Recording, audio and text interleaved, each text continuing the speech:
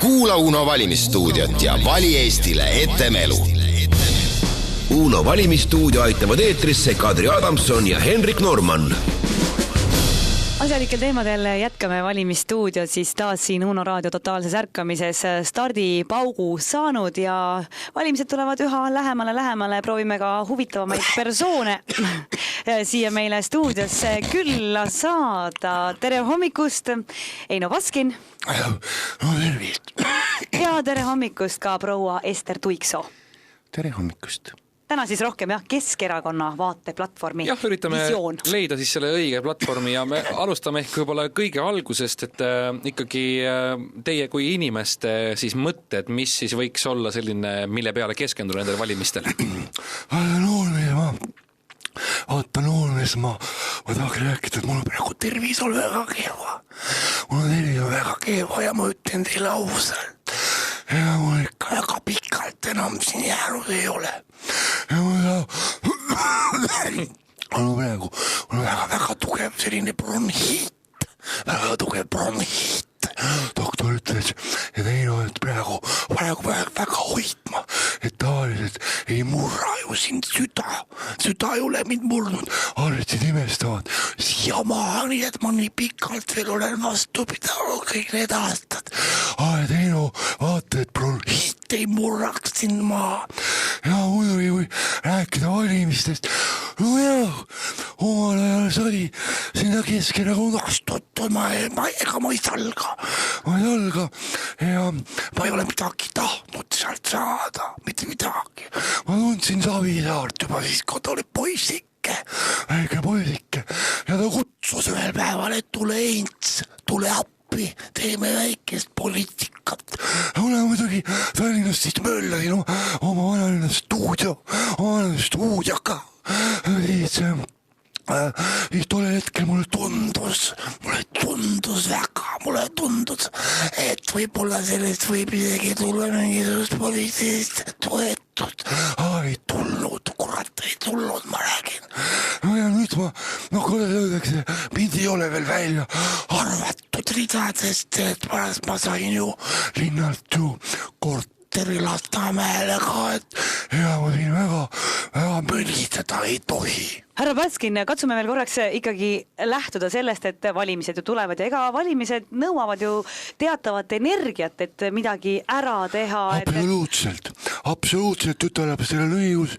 Mul ongi praegu see mure, et mul on üks neer ei tööta ja ma olen praegu tablettide peal. Kui te ei kujuta nii, ma elan ainult tablettide najal. See inimene tavaliselt sööb, seisab püsti. Ja see on tablette ja näete, seisan ka püsti peaaegu, et kuigi käia on väga ratske. Koeraga mõne paneks siis väljas ei käigi. Koeral on nurgas oma kauss ja oma kast. Ja aga proua Tuiksoo, teie siin kõrval olete praegu üsna vaikne, võib-olla küsiks teie käest ka samad küsimused. Mina põhimõtteliselt ilma advokaadita ei räägi. Aha, aga... Ester on meil väga sõnaherdena.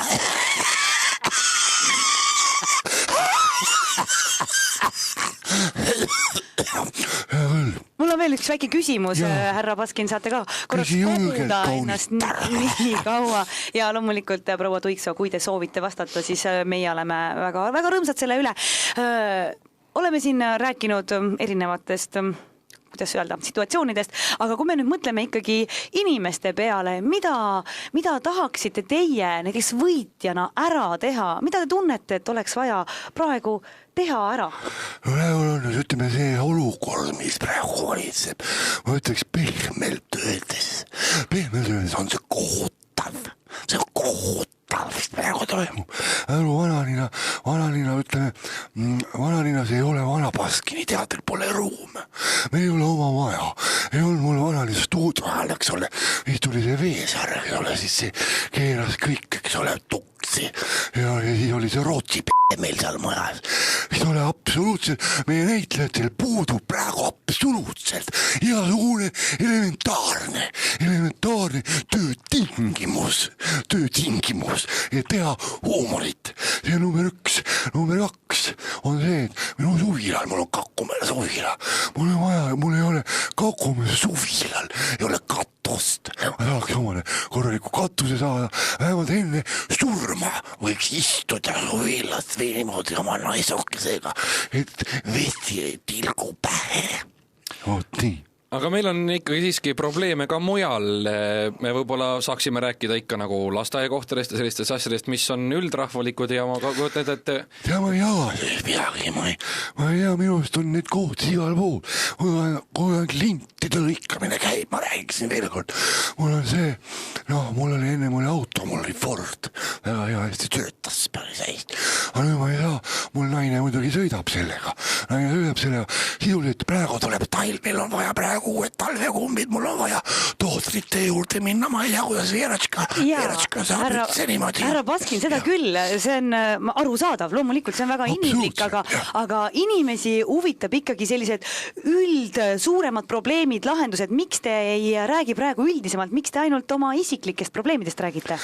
Vaadake tütarlaps, ma räägin oma isiklikest asjadest selle pärast, et ma olen juut. Kuula Uno valimisstuudiot ja vali Eestile etemelu.